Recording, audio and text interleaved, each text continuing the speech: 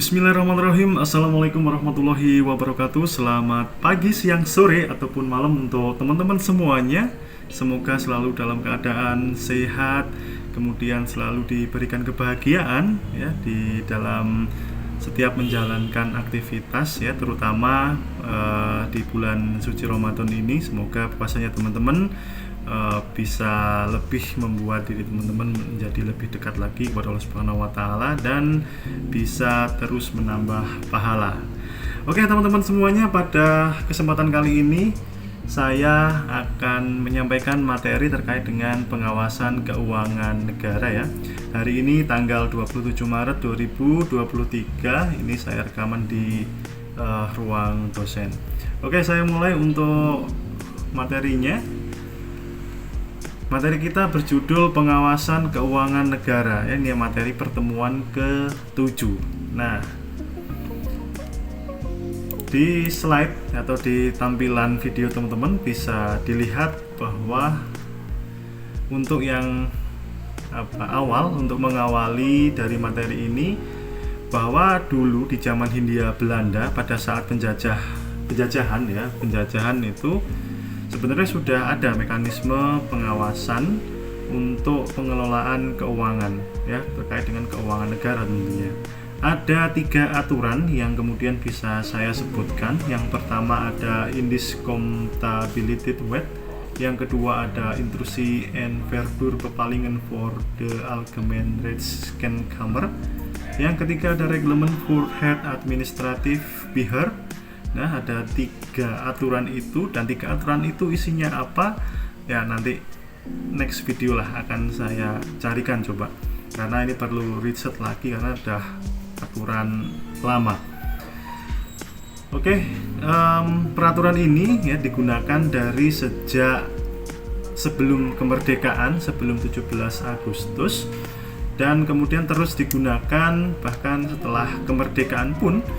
Aturan ini masih digunakan ya, tentunya dengan penyesuaian-penyesuaian yang sesuai dengan keadaan negara pada saat itu.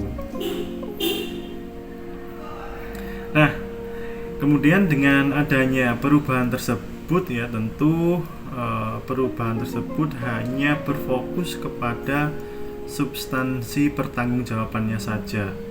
Jadi terkait dengan pengawasan, nah itu perkembangannya belum sampai situ. Jadi hanya sebatas bagaimana pertanggungjawaban misalkan sebuah lembaga ketika mengelola sebuah keuangan.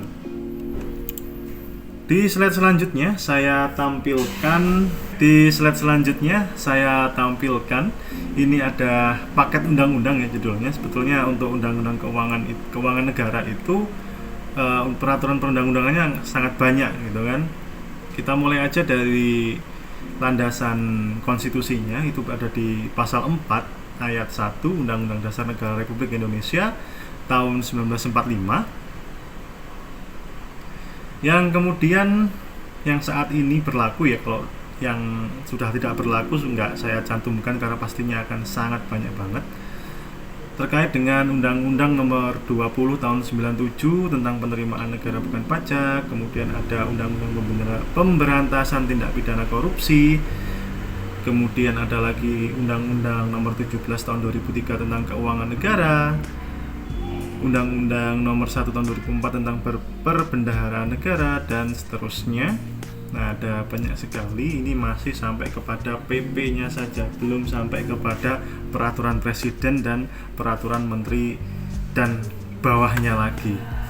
Itu ada banyak sekali, nanti silahkan teman-teman bisa cari sendiri.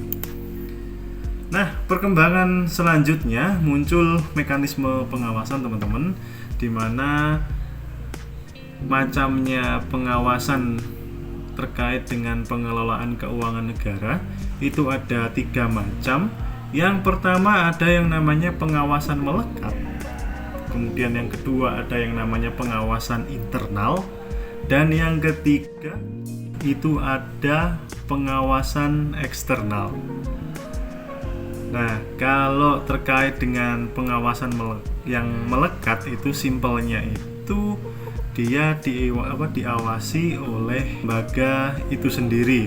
misalkan dari pimpinan yang mengawasi pegawai-pegawainya, tentunya dalam hal pengelolaan keuangan. Kemudian pengawasan internal itu ada BPKP, dan yang ketiga kemudian muncul pengawasan eksternal yang mana di situ terdiri dari DPR ya kalau misalkan pengelolaan keuangan negara. Kemudian kalau di daerah itu ada DPRD dan DPD. Nah, perintahnya undang-undang ada 2. Oke, lebih lanjut kemudian saya jelaskan terkait dengan pengawasan melekat. Terkait dengan pengawasan melekat ini tentunya tujuannya adalah untuk mengendalikan keuangan negara, untuk mencegah terjadinya penyimpangan dan penyalahgunaan. Pengendalian dilakukan oleh pemerintah di pasal 58 Undang-Undang Perbendaharaan Negara. Pengendalian internal atau pengendalian ini ya berada di bawah kewenangan Presiden. Tujuannya adalah untuk peningkatan kinerja, transparansi, dan akuntabilitas agar tidak terjadi penyalahgunaan kewenangan, sarana, dan kedudukan untuk memperkaya diri sendiri atau orang lain atau korporasi. Nah, tujuan dari pengendalian internal juga kemudian bertujuan agar pengelolaan keuangan negara itu bisa berjalan secara efektif dan efisien, agar dapat dilaporkan secara andal, kemudian juga mengamankan aset, mendorong ketaatan terhadap peraturan perundang-undangan.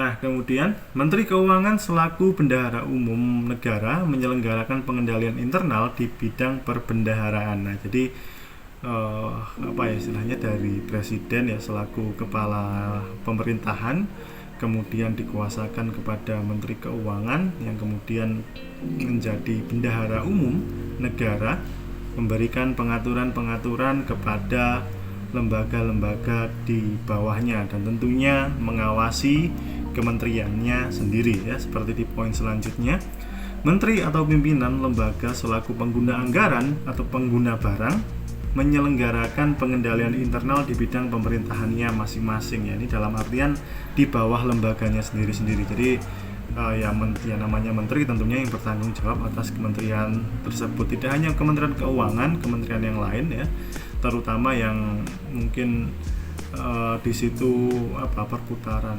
keuangannya itu sangat besar sekali. Misal di BUMN misalkan. Terus kemudian Kementerian PUPR dan lain sebagainya. Nah, di poin selanjutnya juga ada gubernur, bupati, dan wali kota menyelenggarakan pengendalian internal di bidang pemerintahan masing-masing ya. Sama juga intinya, bupati, gubernur, wali kota itu juga harus mengawasi wilayahnya atau wilayah kerjanya masing-masing. Nah, di mana setiap lembaga itu di dalamnya pasti ada yang namanya sistem pengendalian internal atau yang lebih dikenal dengan SPI, di mana tujuan dari adanya SPI itu adalah sebagai proses yang integral pada tindakan dan kegiatan yang dilakukan secara terus-menerus oleh pimpinan kepada seluruh pegawai untuk tercapainya tujuan organisasi. Jadi mulai dari audit, review, evaluasi, pemantauan, dan kegiatan pengawasan lain terhadap penyelenggaraan tugas yang lainnya. Nah, jadi kemudian terkait dengan kegiatan pengawasan ini sangat penting artinya, karena dengan kewenangan kedudukan seseorang atau sarananya seseorang itu kemudian penyalahgunaan itu peluangnya semakin besar terjadi, dan tentunya diikuti juga dengan semakin besarnya kewenangan yang dimiliki oleh seseorang. Kemudian ada yang namanya Badan Pengawas Keuangan dan Pembangunan atau disingkat BPKP. Nah, di situ menurut Peraturan Presiden Republik Indonesia nomor 192 tahun 2014 tentang Badan Pengawasan Keuangan dan Pembangunan ya, di situ dijelaskan bahwa BPKP atau Badan Pengawas Keuangan dan Pembangunan merupakan aparat pengawas intern pemerintah. Jadi ini merupakan bagian dari pengawasan internal dari pemerintah. Sehingga BPKP itu dibentuk oleh presiden dan bertanggung jawabnya juga kepada presiden. Kemudian berwenang menyelenggarakan urusan pemerintahan di bidang pengawasan keuangan negara atau daerah dan pembangunan nasional. Nah, jadi secara internal itu ada yang namanya BPKP.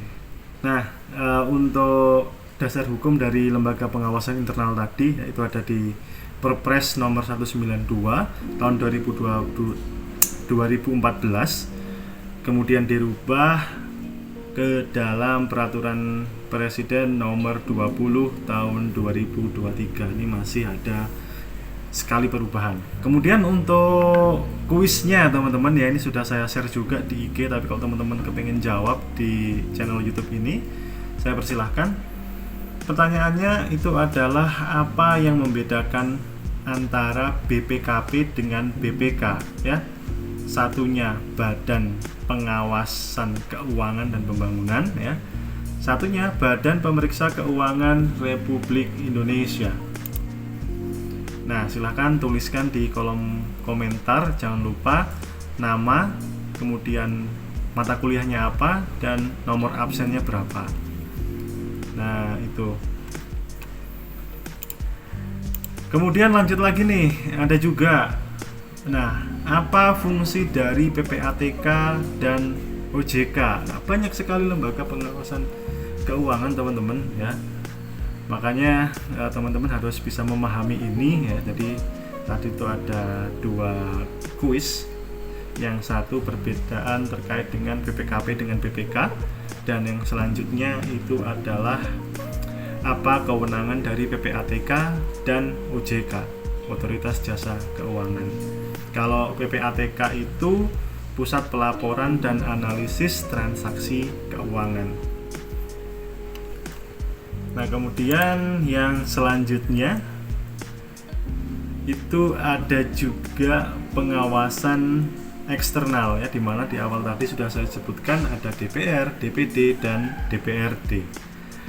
Nah, mungkin itu aja dari saya teman-teman. Terima kasih banyak atas atensinya telah menyimak video ini. Nanti silahkan kuisnya dijawab di kolom komentar di bawah.